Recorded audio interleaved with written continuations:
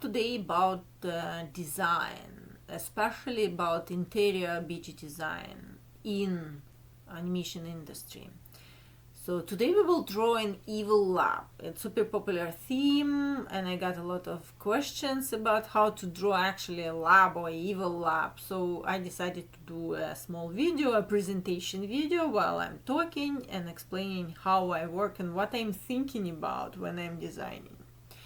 The theme is super vague, and it was a lot of done already before me. I don't want to do the same with others. So I need to clear up some thoughts to understand what I'm trying to convey. So what is the message I'm trying to sell? This is the most important. So usually I think about main element, not always in the center, but definitely big enough that the audience will notice. So what is holding this BG? I'll use contrast for this purpose, and most of you think about contrast as a matter of light with dark, but not always. Like, it's good too, light and dark, but that's actually one example of contrast. Think about contrast as any type of difference. So, and the easiest option to get a variety is to get a bigger contrast. This big element will be our focal point. So we are creating this central big element that I was thinking about, and it should be something big and important in lab. I still don't know what it's gonna be. I'm figuring it out while I'm drawing, but it's definitely gonna be something in the middle and something super big, maybe like a tube with some experiments inside. We can also add direction while we are drawing and sketching. You see, I'm drawing in super small. I'm far away from my screen to make sure that I see everything together and work with my composition. So we can think about direct the audience through the picture by this element and simple C-curves that I create around this element. Every important message of this BG will lie on that curve that I created. This in particular in this BG, the curve will be the central horizon line C curve. So during my rough sketch, I decided what the important thing is and then proceed from there. Even something like this need to be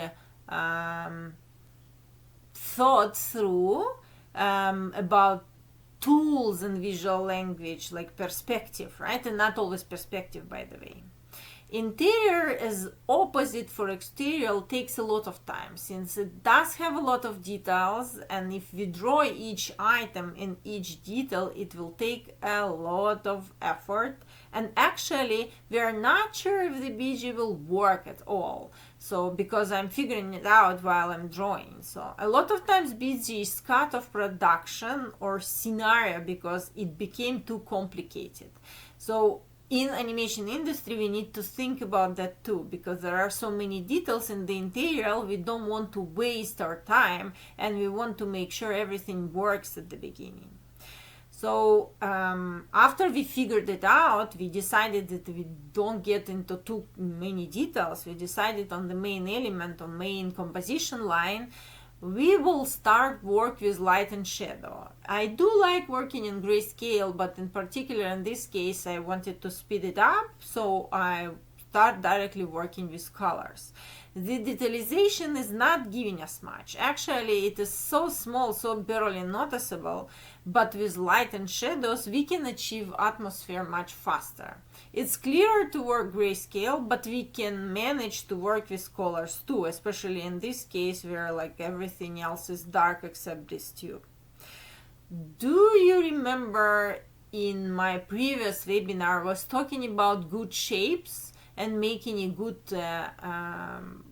outside negative space around the character? So the BG is part of that. So in the background we need to connect our shapes to some values and to make sure the character will be visible. We need to think where the character gonna stand, what he gonna do in this BG. The BG should not take entire interest on it. It should evolve its character and help character to play the main part actually in animation. So we actually do have only 3 important values that are essential to understand. So 2 values are for light and only 1 for shadow. First, we need to find these elements of light and shadow, and then we need to connect these values. Color script is usually very good, so that's what I did right now. I created a color script, like a super simple drawing that I put in my screen left in the corner that gives me an idea of my contrast, and now I can develop it more. It's a usual way how people work. As I said, it might be colored already, it might be grayscaled, but it depends on the purpose and which part of the production you do. So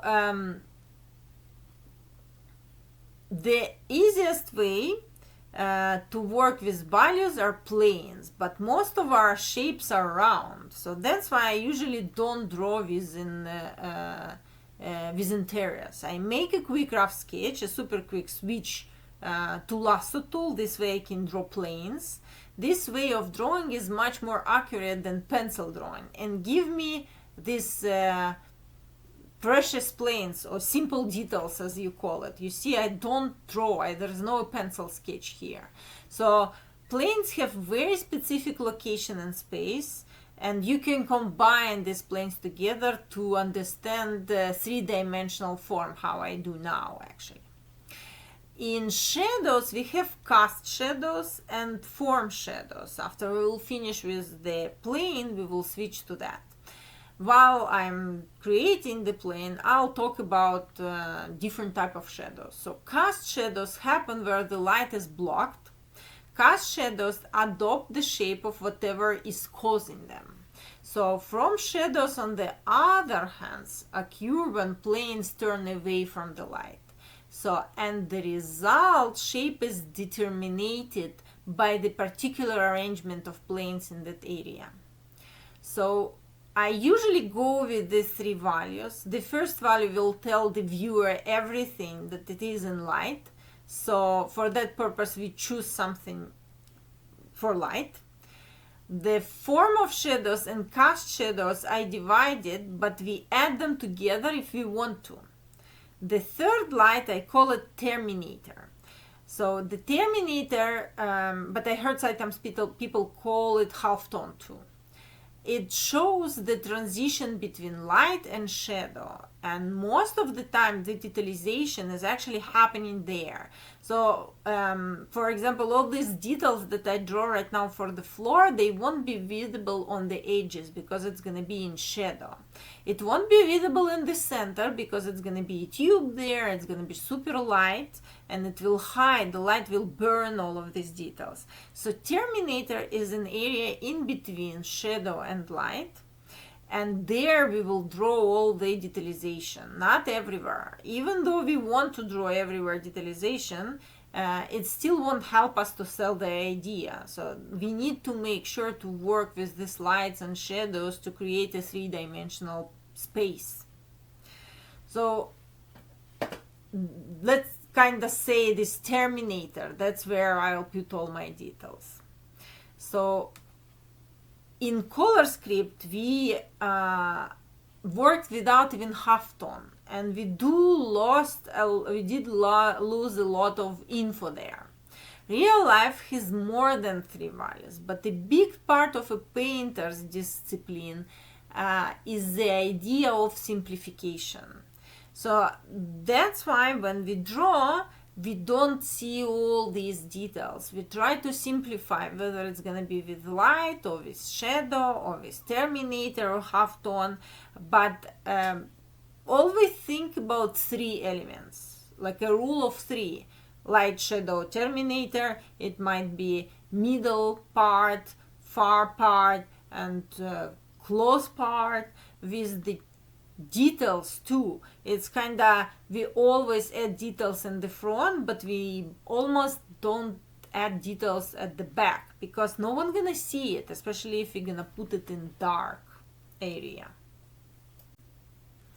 So the idea is not to get rid of details in general. The idea to put details where they will be visible, in Terminator area, in the center of the screen, or close to the camera, where people will see what we did and spend our time to add these details. If we have time after that, if we are done and we still feel that we need to add details at the back, we still can do that. But always try to go from the minimum of the requirements and make sure this minimum works perfectly, and then you can always add on top. And this is actually the most pleasant part of the drawing, because everything is working, composition is working, lighting works, shadows work, so you can just concentrate and create detailization. Like here I'm doing some pipes that potentially when I designed at the beginning, I didn't know if I'll do pipes, not do pipes, what kind of details I'm gonna put there. But now it's causing a little bit of attention to the center. Also, we use the direction of these pipes to get to the center, also good. So we understand from this BG that most of the action gonna happen near this tube. Maybe tube will break up, maybe the character will come and break it up. So everything goes, all these wires go and show us this empty space right now because there is no tube, that something gonna happen there. Technically, I don't need to invent anything when I add details, because light and shadow already exist, so I need just to work on it. I'll add a little bit of rim light maybe on these wires, maybe I'll add a little bit of shadow. Make sure you're consistent, because if you add rim light to one element, you probably will need to add rim light to all of the elements in the BG. The same with shadows. It's impossible that one character has shadow and another character doesn't have shadow. Same with the background elements. If one element in the BG, like this huge circled element in the center, has shadow, the wires will have shadow too, and we need to work on this. Detalization, as I said, can be without outlines. So I add a pattern right now with gradients and shadows and lighting that inside the tube. It's probably not going to be as strong as I draw now, but definitely will be more detail from what you see right now. So at the beginning I didn't plan to add a lot of details in this area, but now the background lives its own life, and he says that it's empty there. We need to add something. We need to create an interesting idea to put in the middle. So what you can see, what I do here, you see that I work with a lot of layers. It's called layering technique. Importance of layers in digital art. It's actually allows us to separate different elements of my design, making it easier to edit and manage complex compositions. So I always work with layers. When I am doing my color script, no, I usually draw like one simple picture, super small, and I don't want to waste my time and extra energy on layering elements while I'm figuring out the colors, which we will talk about it a little bit later. So after I am polishing the design, creating a final vision, there I use a lot of layers. Not always naming them. It's good to name, but I also don't want to spend time for this. It totally depends on you, if you're organized or not. Sometimes in the industry people ask on the production to name them properly, but when I draw for myself, I never name. So I might set up my layers in Photoshop at the beginning to organize it in folders: foreground, middle ground, and background. This would be the only thing I do. I try also to mask everything together, so each element sits within another. You can see that by pressing Alt I'm adding additional layer, and this layer will be cutted by the huge shape of another element. It's flexible, it allows us experimentation later on without fear of losing original work, because we can always move around elements, and if we move this tube, there is a wall behind this tube. It's also important if I want to change composition ever. Photoshop offers various layers effects like blending modes, mask, and adjustments that you can use. They can enhance your work for sure. Now you see I'm using it a lot, like simple color, simple shape at the beginning, and then I'm placing these blends all over together to make sure it appeals and makes it more beautiful, at least for me. Masks allow us to hide reveal parts of a layer, which is particularly useful for making adjustments to specific areas without even affecting the entire image. So it's worth to learn if you're planning to be environmental design. It's really worth to learn the tips and tricks in Photoshop. Right now it's the most usable program in design.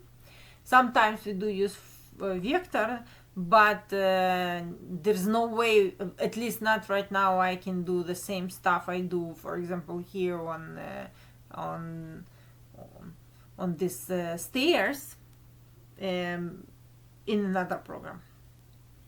So it's important to learn. Another thing that worth to mention why I actually am adding here these stairs, it's perspective and depth. Perspective is the technique used to represent three-dimensional space on a two-dimensional surface.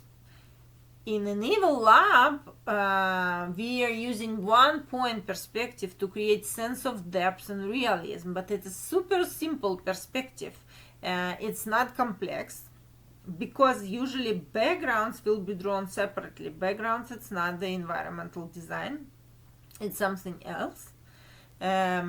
Usually in my keys, because this design I would call key if it would be my work file, I usually in this file I place vanishing point on the horizon line, and it helps guide the viewer's eyes into the scene, enhancing the three-dimensional of my design.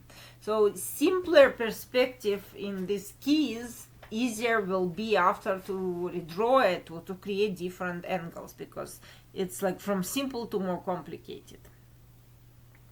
To create depth, what you can also consider to placement and size of elements in my like in your scene in which you're gonna work. Layer objects in the foreground can make the viewer feel closer to the action. That's why we need to organize the file to only three folders: foreground, middle ground, and background. Smaller objects in the background can recede into space. It's also good because based on the size, not actually on perspective wire, but on the size, that's how we feel the depth. You can also use overlapping elements to emphasize which objects are closer to the viewer, like this tube is on top of the stairs, top stairs, and it's overlay almost a third part of it, but it's still good because of that we feel more depth in our drawing. We also use atmospheric perspective here because we combine work with layers, with lasso tool together with already colored elements. I apply atmospheric perspective right away. It's involved fading colors and reducing details in objects so they recede into the distance. So the blue won't be the same blue. I created here a turquoise style. It's more like turquoise at the back, so that's why we visually see that this is different from the elements in front. The technique can create a realistic scene of depth in your lab where items farther back appear lighter and less defined, and enhancing the focus on the foreground elements. This technique can add to the overall mood and storytelling of the scene. And after you're done with this, you can add details like I do. It's actually different preloaded pictures that I add, and I blend them inside. You can see how I do this. Be careful with this, obviously, if we do it at work, because you don't know who is owner of these badges, but it serves the purpose. It's add a little bit of detailization inside the transparent tube with lighting, and a little bit at the back where we want window be open, and creating It's called a perspective triangular, where elements are far from each other at the distance and one big in the middle, and we can actually draw a line between all of these elements and see a triangular. So right now it's time for detailization because almost everything is working, but I do want to talk about some elements that we started to talk, and I want to continue. For example, color harmonies. It's pretty monochromatic backgrounds, but color harmony is achieved when colors are used together in a way that is aesthetically pleasant. Monochrony is pleasant for us. As least amount of colors, please, in general in your design.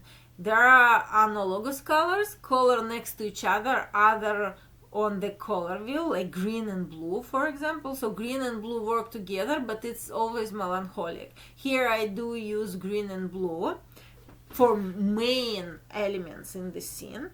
It can create a serene environment where complementary colors, here I use red, which represents as Bordeaux, they draw attention. In my evil lab, using a monochromatic scheme with variant shades of green, it actually helped me emphasize its eerie qualities while keeping the overall design undefined and more unified.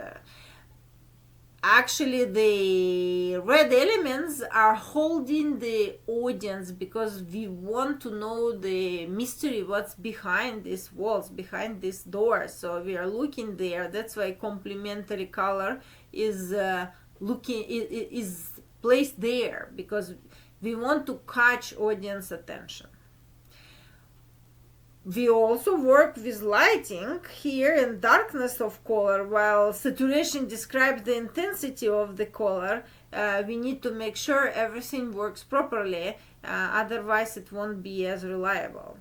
We do use limited color palette with a few well-chosen values, and that we know that they can add depth and interest to our design. So make sure to work with value and saturation too. For example, using muted colors here help make the lab feel more ominous, while if I would use brighter colors, might suggest a more whimsical or chaotic atmosphere. So lighting also gives some different experiences. I do want to talk a little bit more about the details because we're getting into final steps to finalize the design, just working with lighting a little bit. I want to talk a little bit about simplification, purpose of simplification. In designing this evil lab, I've made a choice to limit the amount of intricate detail in the scene. This decision is rooted in the desire to maintain clarity and ensure that the primary elements stand out effectively. If I would add more details, I would definitely work more, but always ask yourself, do you need this extra element to be placed there? What does it give you? Is it serving certain purposes or not? And when creating environments, particularly in animation and illustration, it's crucial that the audience can easily grasp the focal points and the overall message without being overwhelmed by excessive details. So it's serving both purposes, faster work, easier work, and still giving the same vibes that it should give when we talk about clarity and efficiency. We also work with visual hierarchy. By reducing the number of intricate details, I can establish a stronger visual hierarchy, use more lines and curves to direct the audience. The key elements such as the main machinery, laboratory equipment, or a central character, that in this case it's gonna be probably this tube and the character gonna sit there. It become more prominent and easier for the viewer to identify in such cases. This approach allows actually the audience to quickly understand the setting and narrative without getting lost in smaller or less significant features. And in conclusion, I want to say that efficiency in workflow is really important because animation industry is a tight industry. Limiting details not only enhances clarity but also streamlines my workflow. In the fast-paced environment of digital illustration, time is of the essence. By focusing on the essential elements and avoiding overly complex detail in the beginning, I can work more efficiently and effectively and actually finish my work faster. This enables me to spend more time on refining the composition if I need to and improving the overall atmosphere rather than getting bogged down in small elements. Especially I can think about dynamic composition, as I talked today already. What details are kept to a minimum? I want to think about this. What it's gonna give me? If it does create a more dynamic composition, do I need it there? The viewer's eyes can move smoothly across the scene without distraction, leading them naturally to the focal points. This is our goal. This is the important thing to do. It also allows for a more expressive use of color and light, as these elements can play a significant role in conveying mood and setting without the need of excessive detail. So the strategic use of details, while I'm reducing the overall level of details, I'll still incorporate strategic touches where necessary. For example, I might add key textures or suggestive outlines that hint at complexity without overwhelming the viewer, almost not noticeable but still adding a trace of details. This balance allows the scene to feel alive and believable while adhering to the principle of clarity. Just final thought. Ultimately, my goal is to create an evil lab that feels immersive and engaging without sacrificing clarity for complexity. By being intentional about the details I include, I ensure that every element serves a purpose, contributing to the storytelling and atmosphere rather than detracting from it. So this approach not only enhances the overall visual experiences, but also aligns with the principles of effective design that we discussed through this session. So I hope you liked all of these elements that I gave you and shared my thoughts and thought with you. And I hope I helped my audience understand the rationale behind my design choices, and I hope it will make eventually the process more relatable and instructive for everyone.